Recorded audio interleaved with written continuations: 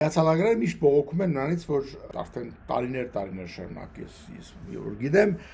որ Չինաստանը կամ սկզբում ուղարկում էր ֆենտանիլ այդ թմրադեղը, այդ քիմիական արհեստական, եւ հետո ավելի շատ հիմնականում ասում են precursor-ները, այսինքն այն քիմիական նյութերը, որոնցով հետո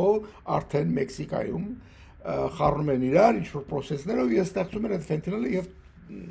բերում են Ամերիկա ծախում են։ Հիմա միշտ բողոքում էին Ամերիկան, որ այդ քիմիական նյութերը, որոնցից precursor-ները, որոնցով սարքում են մեքսիկացիները, ֆենտանիլ մի ծախեք։ Ու պատասխանն էր, որ այդ քիմիական նյութերը ըստ իրենք արգելված նյութեր չեն։ Հետո ինչ են անում մեքսիկացիները, դրանից ինչ են սարքում, դա արդեն ուրիշ հարց։ Մենք ինչ կապ ունենք դրա հետ։ Բայց այս բանը գնում գալիս է տարիներով, ոչ միայն ծախում են այդ քիմիական նյութերը, այլև միքսերները, այն պրեսերը, որոնցով սարքում են հաբերը, տաբլետկա ասենք ռուսերենով, որը գործածվում է որպես այդպիսին, այսինքն վերջնական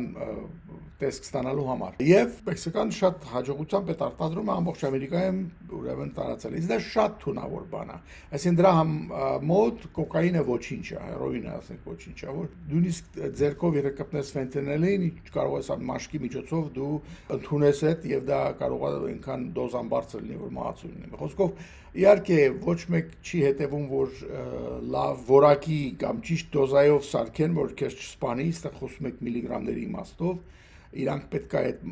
սարքելուց հետո կոչվում է կտրել, cutting it, հա, ուրեմն ավելի խառնես ուրիշ բաների հետ, որ միլիգրամը քեզ կսպանի, պետք է ինչ-որ բանի հետ խառնես, որ հնարավոր լինի ձեռքով ինչ-որ մի բան անես ուտես, հա, կուտաս։